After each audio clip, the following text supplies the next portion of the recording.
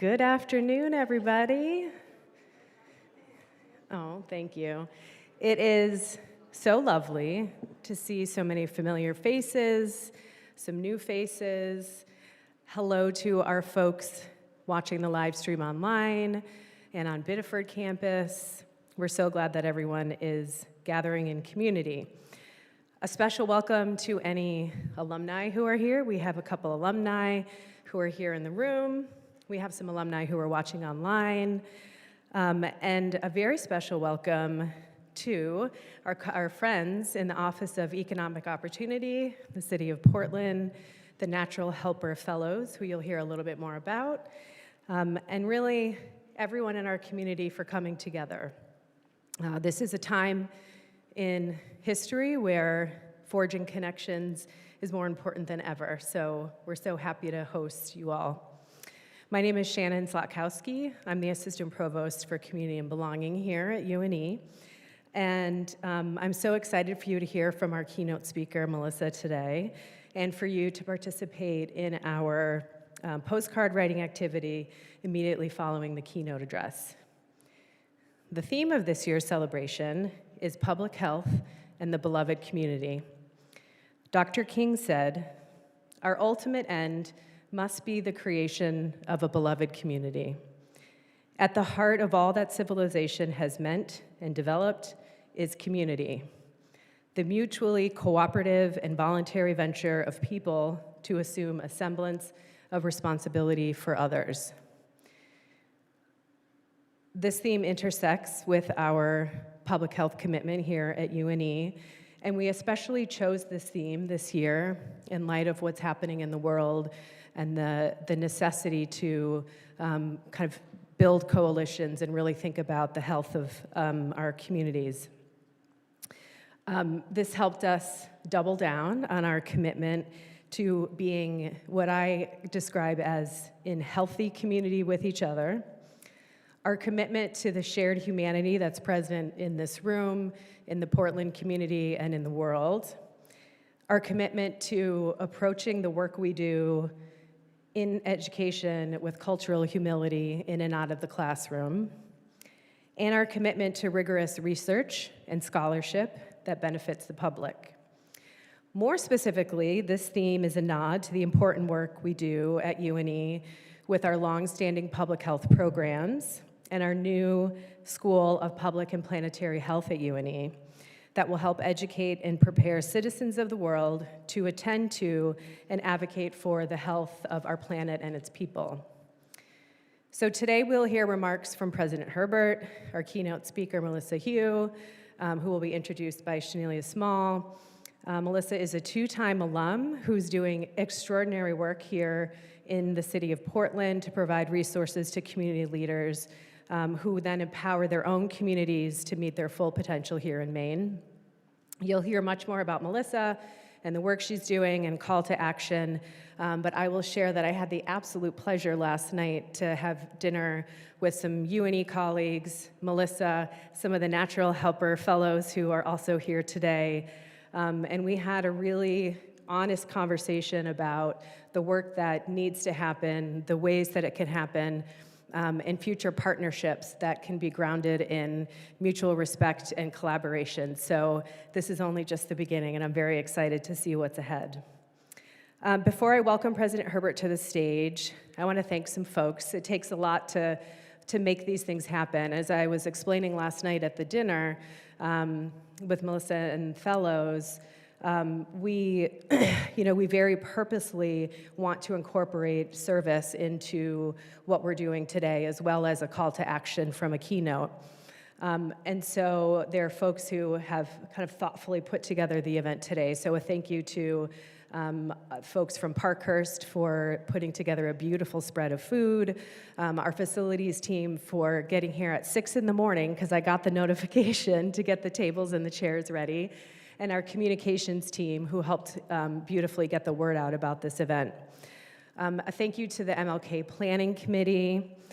Here on campus specifically, thank you to our folks in the Service Learning Office who are actually working closely with 2 pediatric student organizations, one from our College of Dental Medicine and one from our College of Osteopathic Medicine, to do read-ins at local schools in Portland right now. So they chose to honor today by going out into the schools.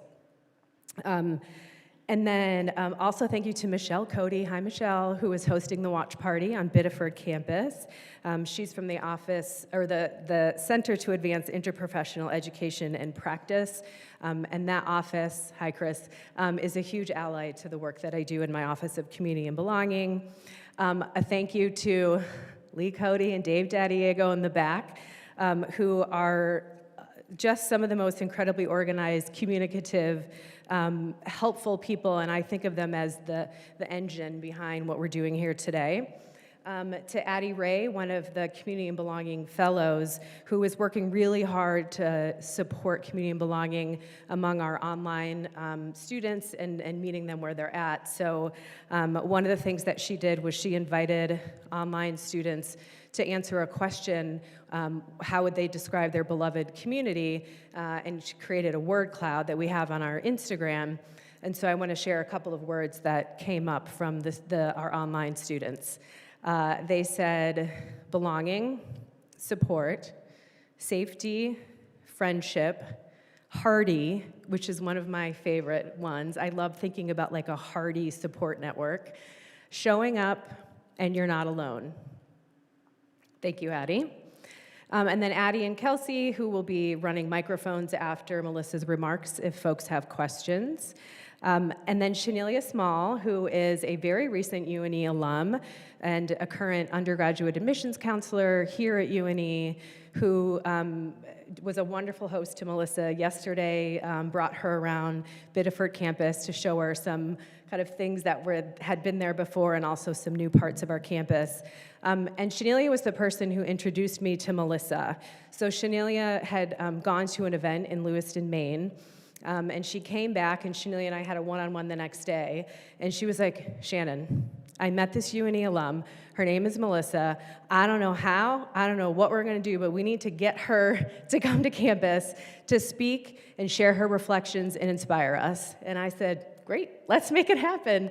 And then I was at the Inclusion Maine conference, and I met one of her colleagues at a table, and it just was kind of serendipitous. So so glad we could work this all out. And then finally, thank you, Melissa, so much for being here, to your colleagues from the Office of Economic Opportunity, to your natural fellows. A lot of people showed up physically here for Melissa, and if that, including former supervisors from UNE, current folks she's connected with. So it's a really an incredible testament to the community that you create no matter where you go. So we're so grateful for you to be here. So next I would like to welcome President Herbert to the stage, who will share remarks that will help situate us within the exciting history that we have with Dr. King. And then after that, Shanelia will introduce Melissa.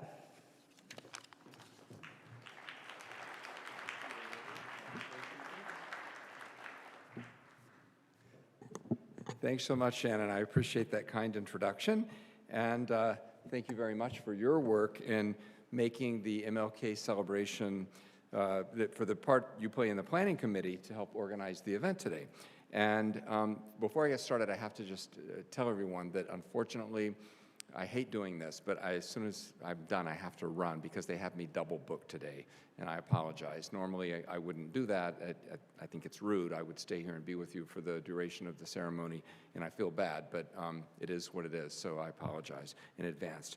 And I also want to extend my thanks to Shanelia as well. And I'm not surprised that she's the one that found Melissa, and that, because she's a force of nature. Those who don't know Shanelia, she is a force of nature, and I'm so glad that she's that she's still here at UNE with us, and after graduating didn't move on. So you'll have to. The plan, Shanelia, is you're going to retire at UNE. Okay, just saying. So so thank you. So it's my pleasure to join all of you today to our annual gathering to celebrate the life of Dr. Martin Luther King, Jr. This event is really one of our annual highlights here on our campuses here in Maine at UNE, and I'm so glad you could join us. I also welcome the members of our community that are watching live streamed from Biddeford and from our Tangier campus in Morocco as well. So those friends and colleagues watching from those locations, as well as those watching the live stream from wherever you are, welcome, and you're here in the room with us in spirit. Additionally, I offer a very special welcome to our distinguished speaker today, UNE alumna Melissa Hue, who earned not one, but 2 degrees from the university. So Schneelia will introduce Melissa shortly, and so I don't want to steal her thunder, but I do want to express my deep gratitude for Melissa for joining us to share her wisdom. Melissa, we're proud to call you a UNE alum, and we're awestruck and humbled by the impact you're having on the lives of people here in our Portland community. So thank you for personifying what it means to be a Nor'easter. Thank you. So friends, we gather today to commemorate Dr. King's historic lecture on the grounds of our Biddeford campus in 1964, and also to reflect on the example he set and to reaffirm our commitment to promoting the values that he held dear. It literally gives me chills every time I reflect on Dr. King's visit to campus, or that I go into DeCary Hall and I see the exhibit we have that memorializes his visit to campus. His talk at what was then St. Francis College, our precursor institution in Biddeford, occurred less than a year after his famous I Have a Dream speech, and it marked his only trip to Maine. In the same year, he would win the Nobel Peace Prize and would be named Time Magazine's Man of the Year. On a glorious spring day, Dr. King found an eager crowd awaiting him within DeCary Hall. He spoke about the dire need to end racial segregation in America. He spoke about the economic inequality pervasive at the time, and about his dream that America might one day become a nation in which the color of one's skin was irrelevant to the opportunities available to them. He challenged the students and others he met that day to consider how they could be agents of change in their home communities. While the small college Dr. King visited in 1964 has grown quite a bit over the ensuing 6 decades, our commitment to inclusion, diversity, fairness have not wavered. They live on. And if anything, our commitment has grown stronger as our expanding footprint has allowed us to increase the scope of our impact in the world. Through the years, UNE has worked diligently to extend educational opportunities to people who have been marginalized by society. This commitment to inclusivity actually predates Dr. King's visit. In fact, St. Francis College was founded to serve the children of French-speaking Canadian immigrants working in the mills along the Saco River. Before long, the college was sponsoring events like the symposium that brought Dr. King to campus. Meanwhile, Westbrook Seminary, our predecessor institution right here in Portland, where we are today, was founded as a coeducational institution in 1831 when few colleges admitted women. Later, Westbrook College took up the mantle of empowering women on these grounds. The faculty, professional staff, and students of these institutions served as powerful advocates for inclusivity, equality, and justice. Their graduates carried those values into society, extending their impact far beyond the campus gates. Eventually, St. Francis College merged with the fledgling New England College of Osteopathic Medicine to become UNE, the UNE we know today. And then UNE subsequently merged with Westbrook College to form the modern UNE. It's our privilege to carry forth the foundational values of our institution. We believe UNE must reflect a strong spirit of community across the many dimensions of human difference, and we strive to nurture a sense of belonging amongst all students eager to learn and grow with us. But sadly, there still remains work to be done to fully realize Dr. King's vision. For example, discrimination still exists today in America. And even when current discriminatory practices are no longer operative, the lingering consequences of past racist and sexist practices still too often limit people's opportunities to flourish. So while we celebrate the many steps forward that we've taken societally since Dr. King's remarkable life, we must not become complacent. Our UNE admissions team works to ensure that our student recruitment efforts reach the broadest possible demographic of students. Consequently, in recent years, our incoming classes have been among the most diverse in UNE's history across a variety of different metrics. We work equally hard to ensure our campus climate is welcoming and supportive of all students once they get here. These commitments are spelled out in our strategic plan, which makes ensuring, and I quote, a warm, welcoming, inclusive, and vibrant community one of our main priorities. Today's keynote address and the accompanying activities on both Maine campuses are intended to empower you to help create the more just society that Dr. King envisioned. We all of us, have a role to play, and I'm grateful to each of you for your partnership in this work. So it's my pleasure now to turn things back over to Shannon, and thank you all for being here today.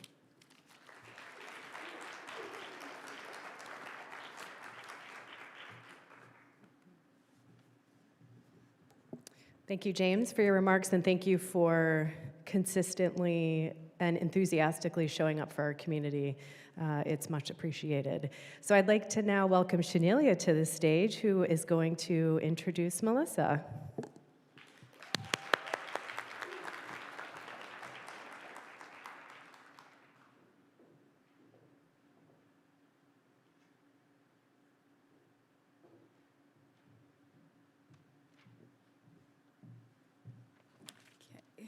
Good morning, everyone. I want to thank President Herbert and also Shannon for such kind words. I really appreciate it. But today I have the pleasure of introducing our keynote speaker, Melissa Hue. Thank you for being here.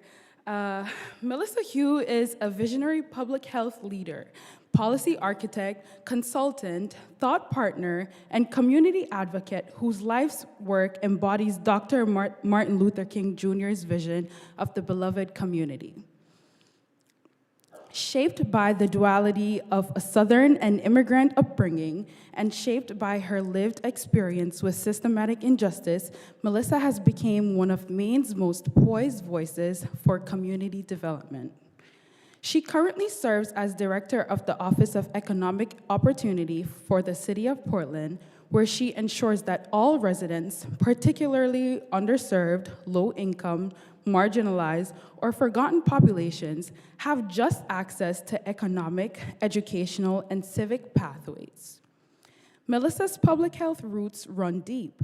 Her early career serving in Maine homes and healthcare systems grounded her in the realities families faced when navigating hardship, inequity, and limited access to care. From her work at Maine Health, where she supported hundreds of uninsured and underinsured Mainers, to her leadership on the Maine CDC Health Equity Advisory Council, she has always centered humanity and policy. Her visionary approach led to the creation of the Natural Helpers Fellowship, a nationally recognized model that empowers community members to bridge gaps between systems and the people they serve. In addition to her city leadership, Melissa holds a commissioner seat at Maine Housing, serves on the State Workforce Board, the State Health Equity Advisory Council, and the boards of the Special Olympics, the Maine Mill Museum, and the Alpha Legal Foundation, among other nonprofits. Do a lot. She is also the proud recipient of the 2024 Public Health Award, recognizing her pioneering work in systems transformation and community-led development. Also a graduate of the University of New England, yay, Melissa holds a Master of Public Health and a Bachelor's in Medical Biology, and is also a John T. Gorman Fellow. Melissa often says she would be nowhere without her little angels, her staff, family, mentors, and the neighbors who believed in her light long before she did. Her leadership is powered by the empathy, faith, and imagination, and her belief that when we live for one another harmoniously and unapologetically as human beings, we bring the beloved community to life. So, let's welcome Melissa.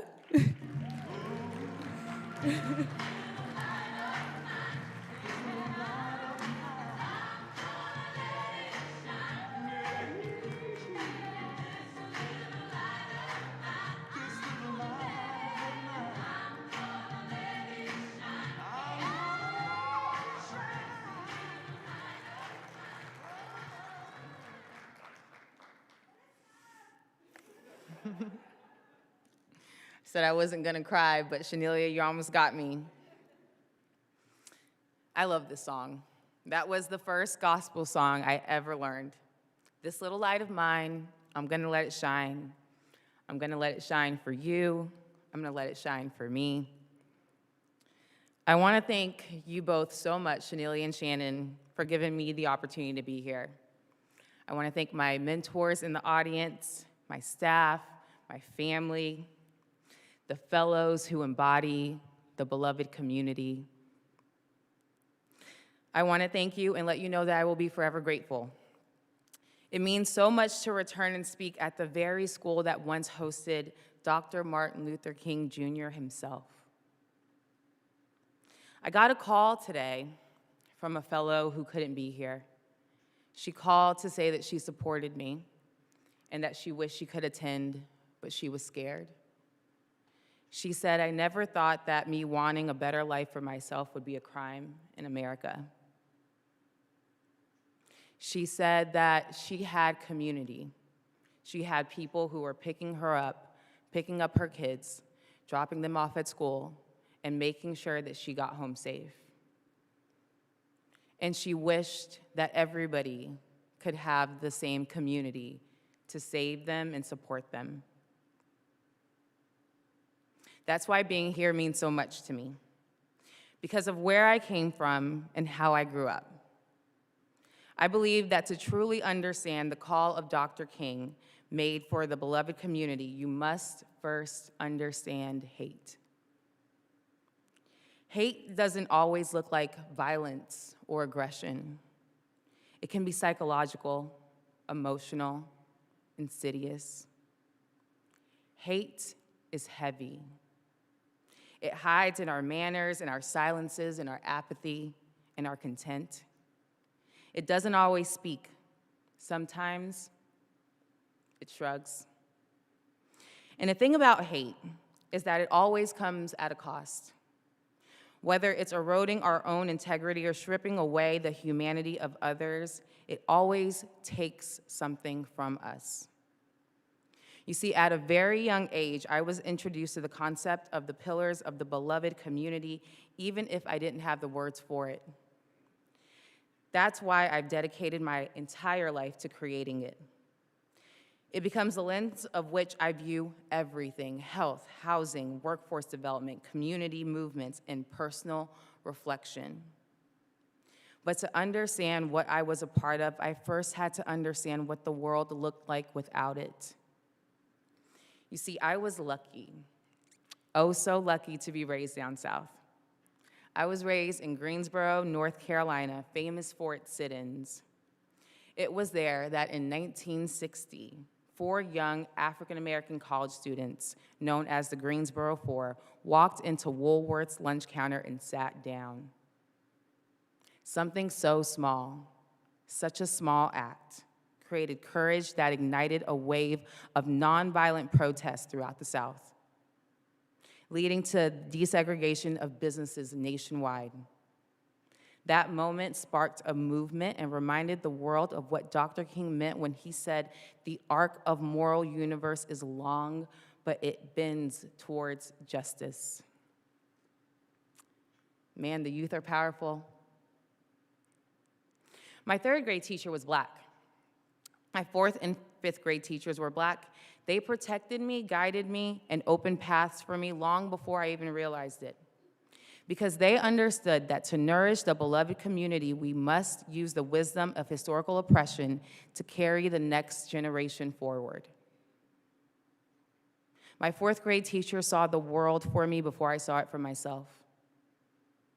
She insisted I go by my middle name, Melissa, because she was only 2 generations removed from a world where both my gender and my skin could be treated as a crime, and where a name as unfamiliar as Tina or Teenin might close doors that haven't opened yet.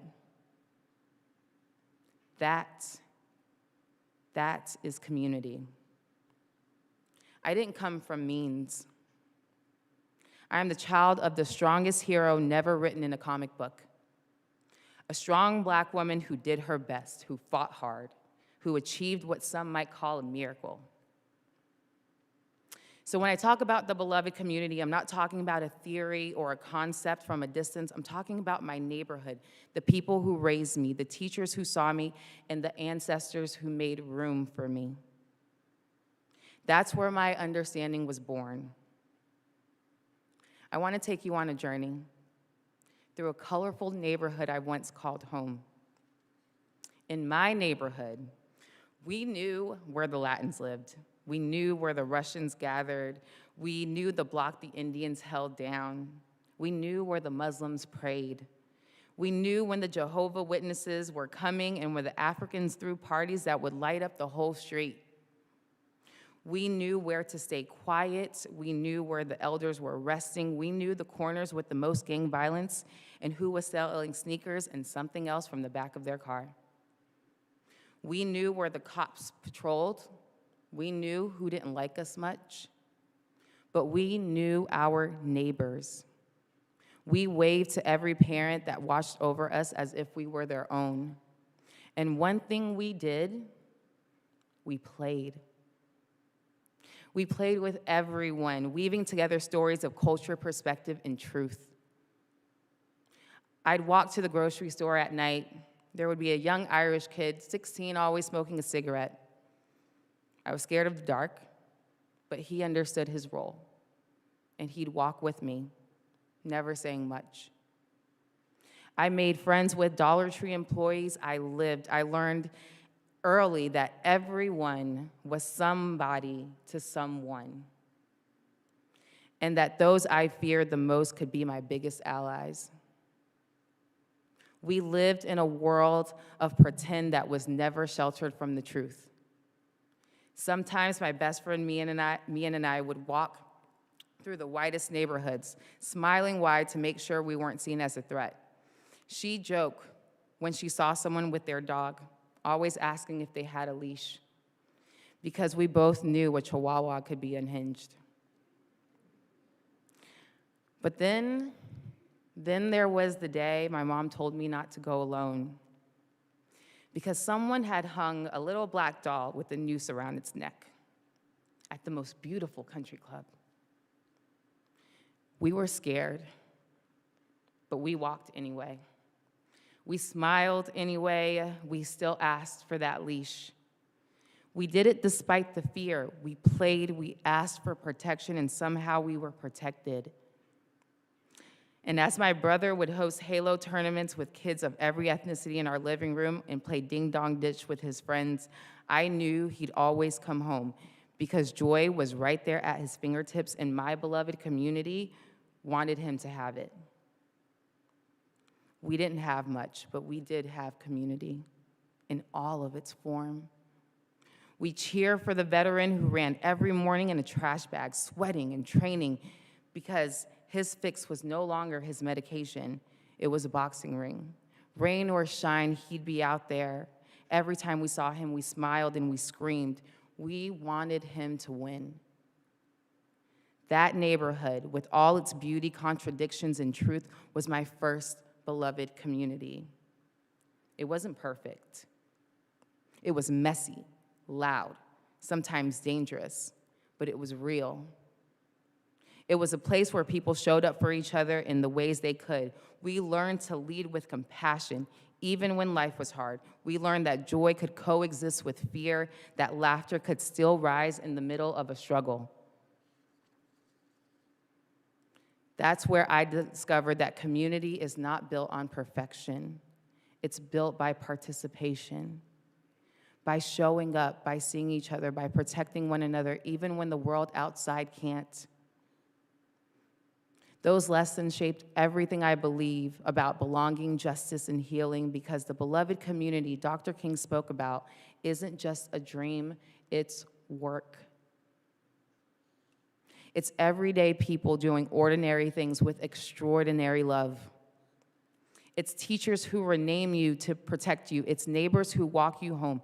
It's mothers who march through fear because they refuse to raise a child who bows down to it. That's what I carry in every space I enter, from public health to housing to community leadership. That little girl from Greensboro who learned that love can be a strategy and joy can be resistance. Because when I talk about building the beloved community, I'm not just talking about a vision from history. I'm talking about the way I live, the way I lead, the way I believe we can all choose to let our light shine. So what was the hate that I saw? My comic book hero spoke French before she spoke English. In America, a GED became a measure of her intelligence, even though a bachelor's degree followed her from her home country. She faced healthcare discrimination that could have killed her, words of abuse that could have shrunk her. She learned to become voluntarily invisible in systems that told her, you are no one unless you are American. She faced so much, and I was so excited when she became an American. You see, I was indoctrinated by the Pledge of Allegiance.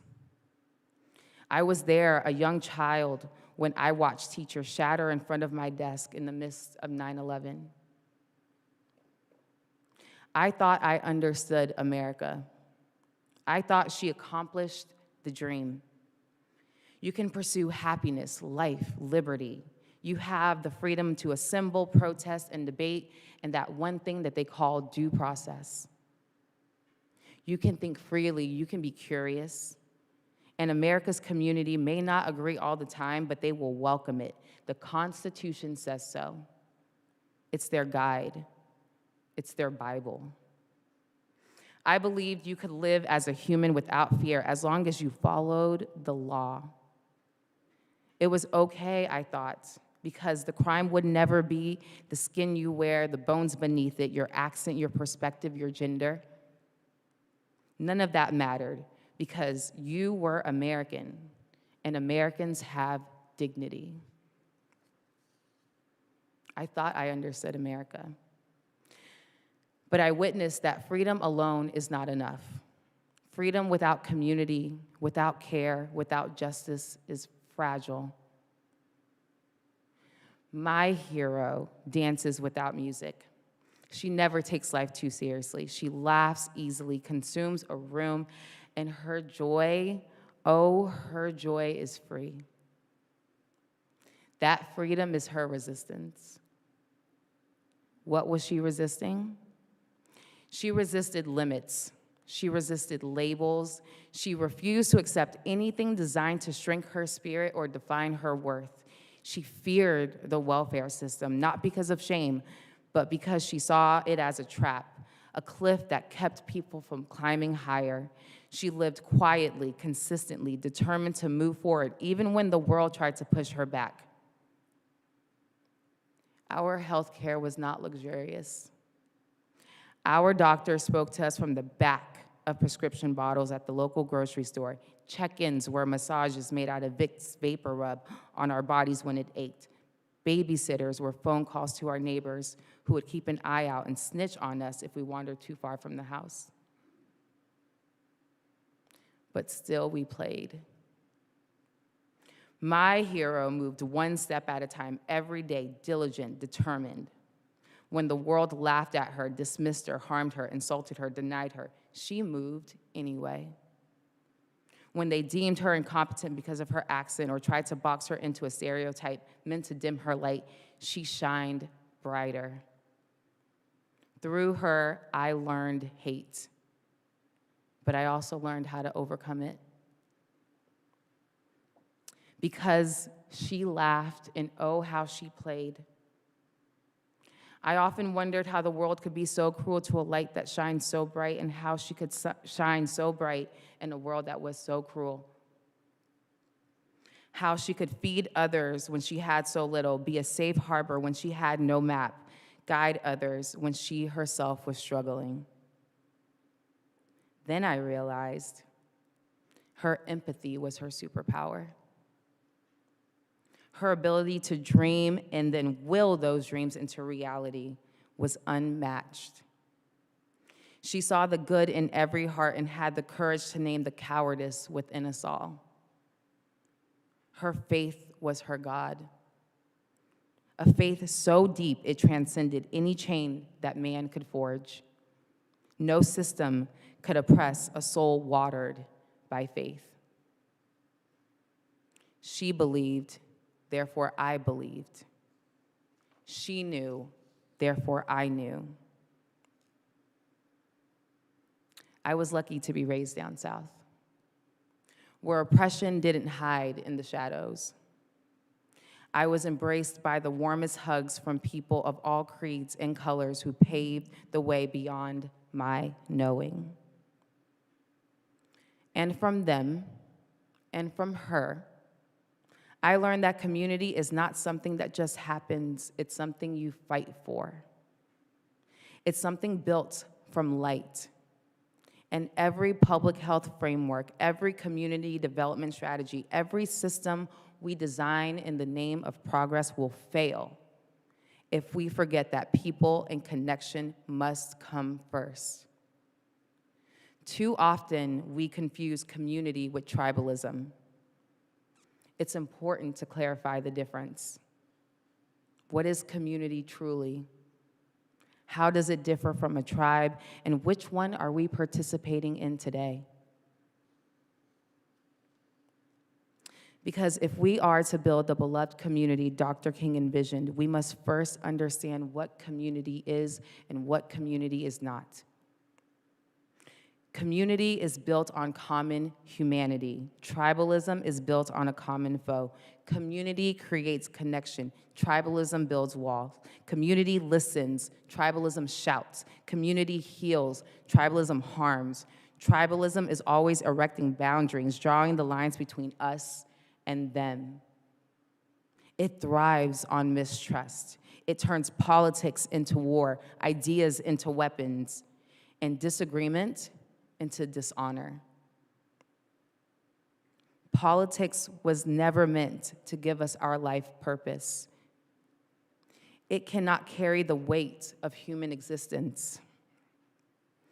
The beloved community invites us to something far greater, a way of life where disagreement doesn't destroy connection, where diversity deepens understanding, and where love, radical, courageous love, becomes our organizing principle.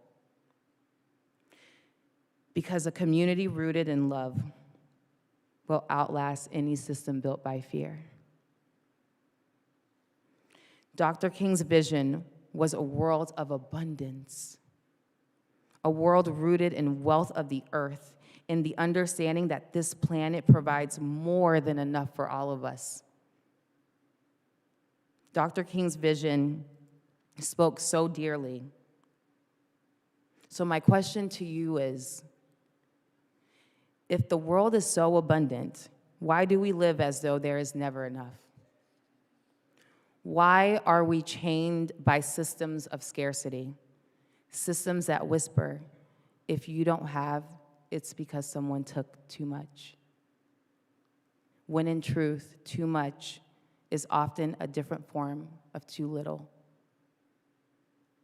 Instead of recognizing the magnificence of abundance, we've allowed ourselves to believe that we only deserve man-made portions, that our worth is rationed, that our dignity is conditional, and our survival is a competition. But the beloved community calls us to move away from that illusion because scarcity is what breeds hate. It breeds jealousy, fear, greed.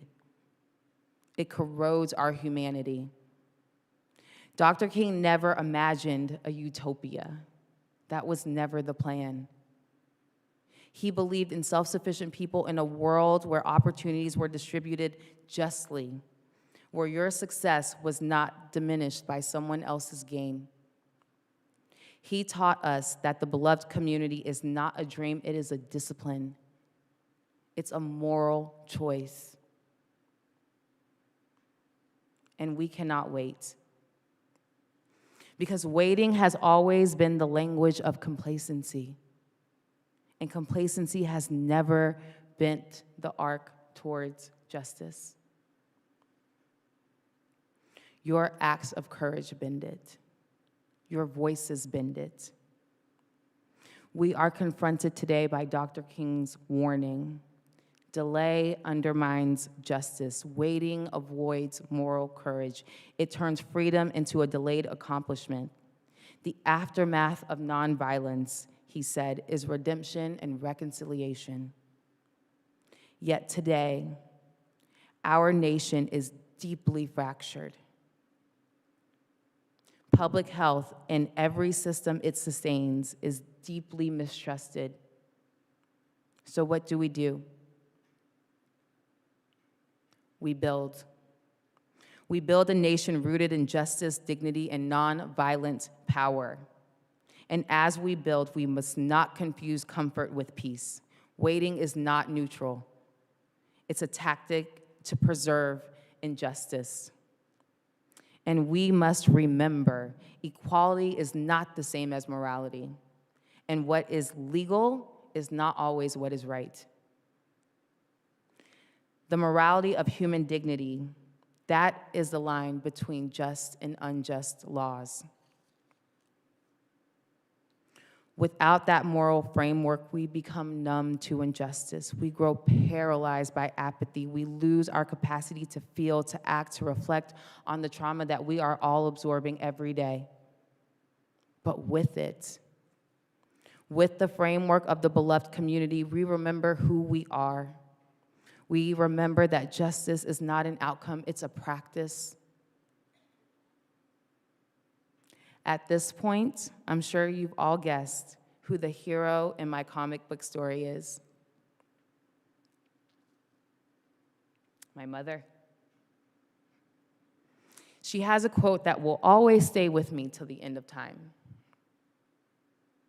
Quote, "The minute we are born, we are all meant to die." End quote.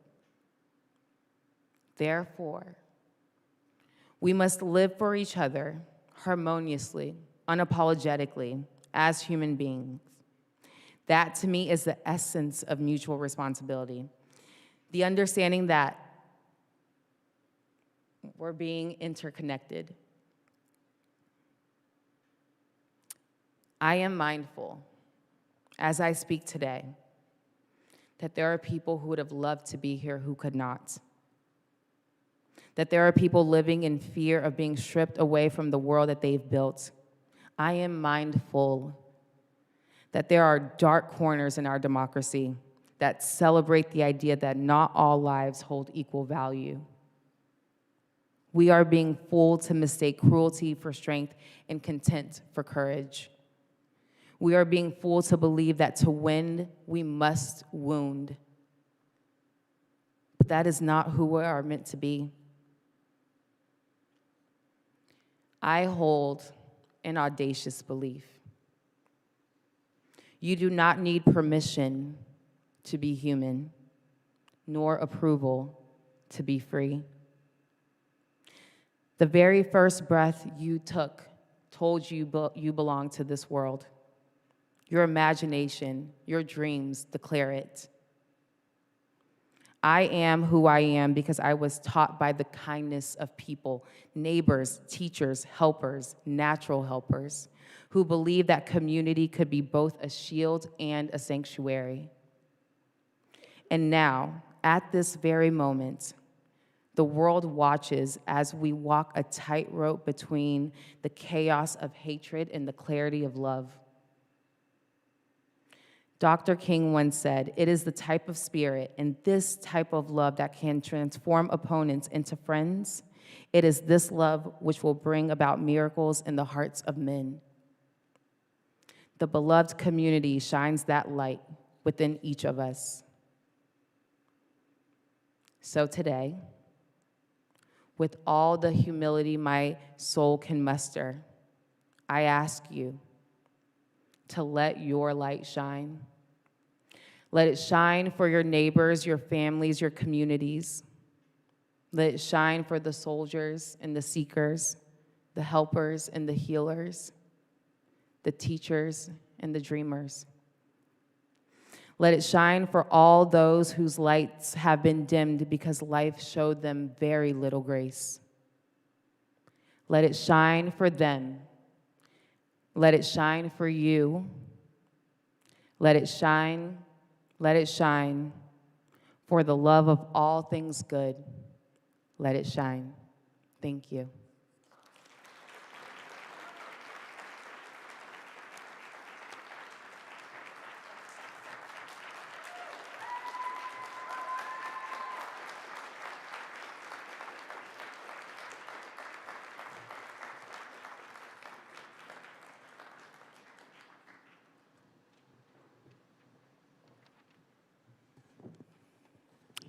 I'm not often speechless. Those of you who know me know that I'm very composed. That one, that got me. Thank you, Melissa. I did not read Melissa's comments, so I'm hearing them for the first time. But when I was thinking about wrapping up today, I wanted to go back to one of my most favorite humans, historical figure, the author and anthropologist Zora Neale Hurston. And she said, "Love makes your soul crawl out from its hiding place." And when I think about all the incredible things that you just shared with us, this call, it's not only a call to action, it's a call to love. And there's an incredible amount of vulnerability in that. And Melissa, your words around being responsible for a fragile community are words that will stick with me, and I'll continue to help our community think about how we can do that. Also, you said community is not built on perfection, but it's built on participation. And there's a humility in this community of people here, online, in Biddeford, in Portland, in Maine, that I'm very proud to be affiliated with. So we have a lot to think about.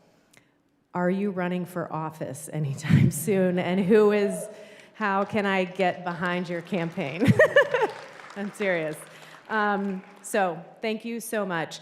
We have a couple minutes maybe for some questions, but actually I'm gonna pivot. I'm gonna say and Melissa, you can stay for a little bit. If folks wanna have questions for Melissa, why don't we do that offline, because I'm cognizant of time and needing to wrap up. So again, thank you so much. Thank you, Shanelia. For folks who are able to stay, we have a very brief service activity. So in a way to assume responsibility for our community. This is planned by our Office of Service Learning. On your left, my right, there's 2 tables back there, and on Biddeford Campus, Michelle can show you where everything is.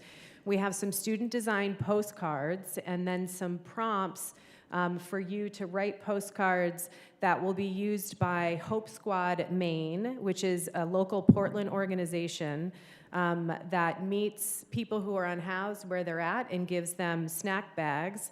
The Office of Service Learning will be putting together bags next week, Tuesday, January 27th, from 9 to 3:30 in Innovation 116. Students are welcome to stop by this event, help out, etc. But today we have the opportunity to write postcards that will go into those snack bags. There's some sample language if you're not quite sure what to write. That's over there. And there's also a lot of other service learning opportunities that are on the other table. And in the spirit of love, there's some hearts back there, and if you wanted to decorate them, I have a big frame that we're going to put somewhere on Portland campus, maybe in our student affairs office, as a visual reminder of being in fragile community with each other. So, and I just wanted to say one more thing about Hope Squad Maine. Their mission is to see those who are invisible, to hear those who have no voice, to reinforce the infinite value and worth of each person we meet by providing a loving, compassionate, and consistent presence, needed resources, and hope to those living in shelters on the streets of Maine through our mobile peer outreach. So, in closing, I urge all of us to think about our assumed sense of responsibility for this fragile community, and think about what we will do based on Melissa's charge, Dr. King's vision of a beloved community, and let's make sure that we go forth from this event creating loving conditions for people to safely come out of hiding and into the light.